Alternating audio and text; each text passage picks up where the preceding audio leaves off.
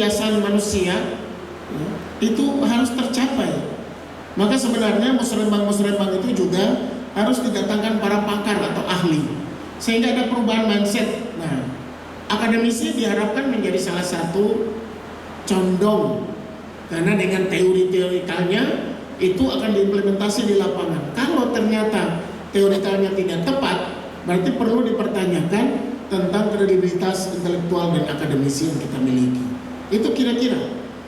Jadi menyandang sebuah predikat itu adalah konsekuensi tanggung jawab moral yang kita kembangkan dalam kegiatan.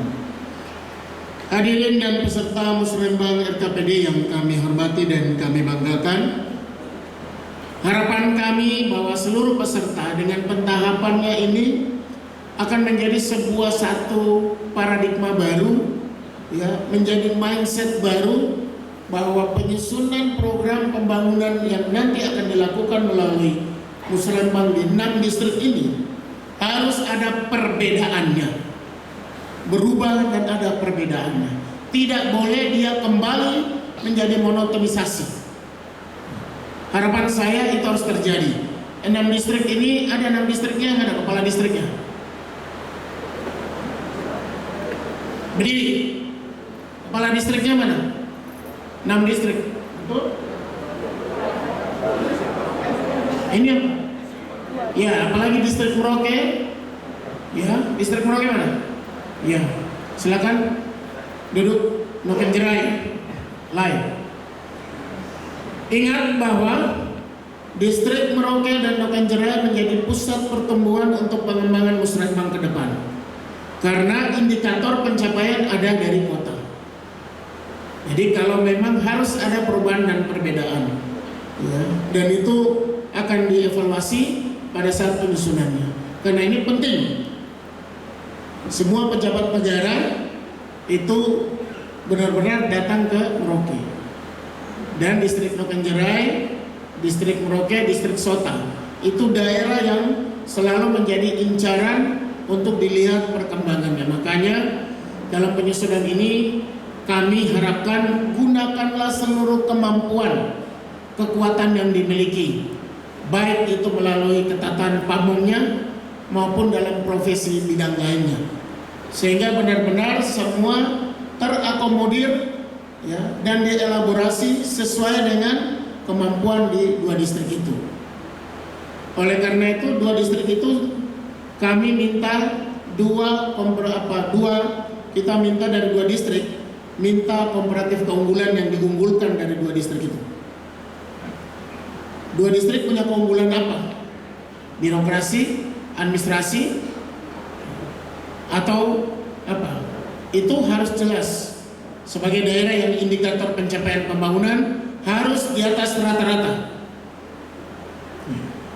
Target kami per tahun itu tidak usah jauh-jauh, 2,5%.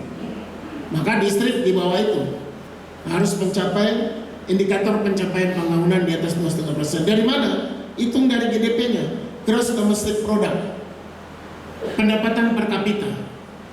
Kalau masih tetap di bawah 20.000 per hari, berarti 1 bulan baru 600.000. Maka apa?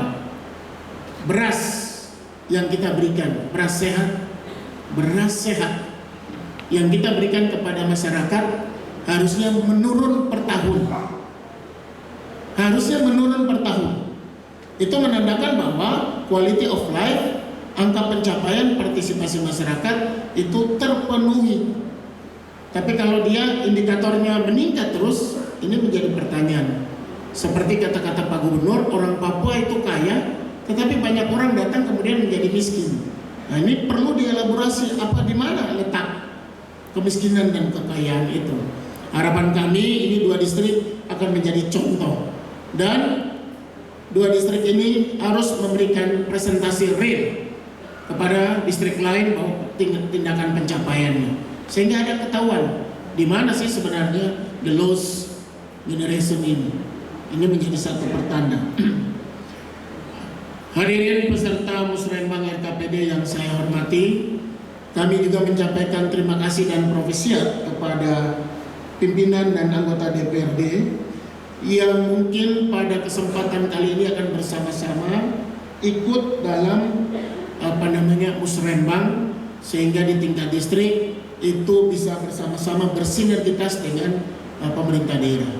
Sehingga waktu reses ya, para pimpinan dan anggota DPRD itu dia kembali melihat apakah hasil musrenbang yang sudah dilaksanakan itu bisa terakomodir atau tidak, sehingga tidak ada overlapping atau pendabelan penyusunan yang kemudian menimbulkan ya program-program yang nanti ini diharapkan kita mencoba metode baru.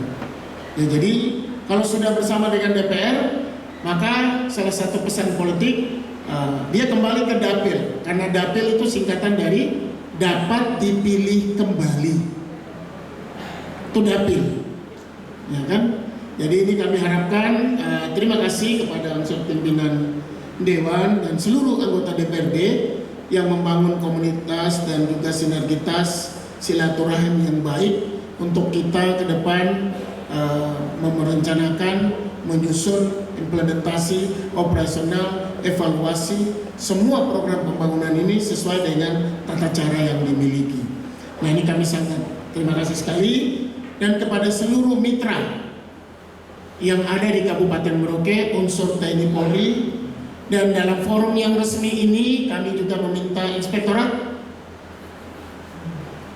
untuk segera menyusun ya Memorandum of Outstanding tentang Early Warning System Corruption Watch, tindakan pencegahan dini korupsi, yang disusun untuk membangun mitra dengan kepolisian, kejaksaan, dan pemerintah daerah. Ini sangat kami harapkan bahwa Early Warning System Corruption Watch ini diharapkan menjadi sebuah kekuatan kita. Yang pertama, bahwa seluruh proses dokumen pekerjaan yang akan dilaksanakan dari mulai tahap awal pentahapannya itu benar-benar dapat pertanggungjawabkan, ya. Jadi benar-benar menjadi accountable dan reasonable, tetapi juga sustainable, berkelanjutan. Jadi ini adalah contoh salah satu pikiran pengembangan melindungi. Yang pertama, dinas yang akan melaksanakan pekerjaan-pekerjaan atau tender dan lain-lainnya. Jadi contoh ya, supaya mendapat gambaran, kalau dalam nanti temuan BPK, ya, maka dalam temuan BPK itu ada pekerjaan yang ternyata ini tidak memenuhi ketentuan yang berlaku. Maka tim yang tadi itu memanggil pihak-pihak itu dengan dua pendekatan. Yang bersangkutan harus mempertanggungjawabkan atau kemudian mau take over. Nah, ini perlu juga dibikin take over itu mengambil alih. Nah, dengan demikian itu harus ada komitmen will, ada komitmen. Dan kalau tidak bisa, maka secara ranah hukum kita serahkan kepada pihak hukum. Berarti urusan kita selesai. Ini melindungi panitia, kemudian juga memproteksi kepala dinasnya dan jajarannya, kemudian menjaga martabat dan kewibawaan pemerintah daerah. Dan Bapak Ibu Saudara sekalian pimpinan SKPD yang kami hormati, kami banggakan, sebagai bupati kami akan mencoba mengeluarkan seluruh energi dan tenaga untuk memproteksi, melindungi Bapak Ibu sekalian. Tetapi dengan catatan bahwa professionality dan proporsional itu benar-benar diterapkan, sehingga tidak ada opinion publik atau sentimen negatif dari masyarakat yang kemudian meruntuhkan kewibawaan pemerintah daerah. Dan saya harapkan bahwa Komandan Pimpinan Satuan Polisi Pamong Praja menjadi penegak tentang eksistensi dan kewibawaan pemerintah daerah. Itu saya camkan berkali-kali, karena itu menjadi dasar, karena undang-undangnya mengatur sedemikian rupa. Tetapi juga jangan sampai kemudian mengambil alih peran melebihi kapasitas daripada kemampuan melaksanakan implementasi undang-undang, mengamankan peraturan daerah sebagaimana yang diamanatkan.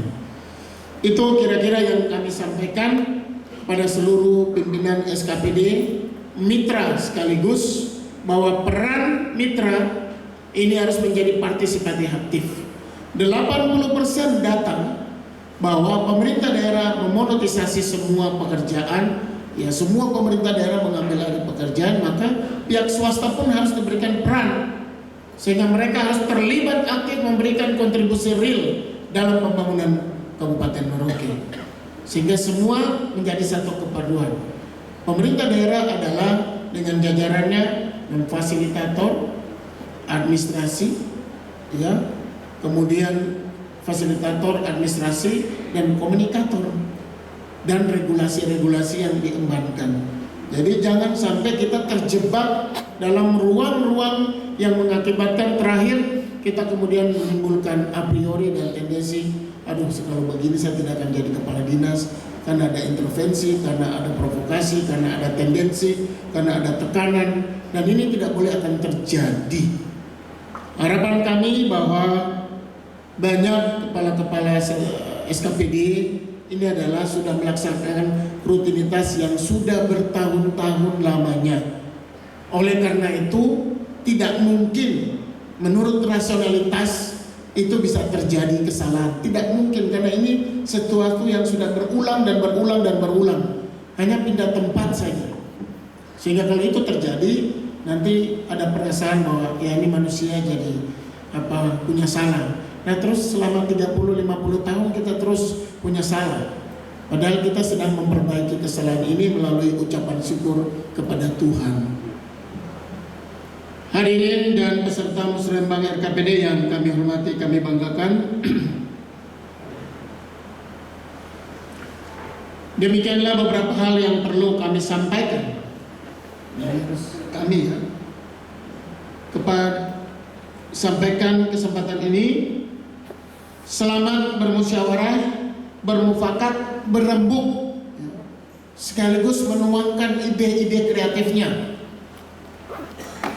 berpikir dan berdiskusi untuk kemajuan Kabupaten Merauke yang tercinta. Semoga Tuhan Yang Maha Kuasa senantiasa melimpahkan berkat kepada kita semua.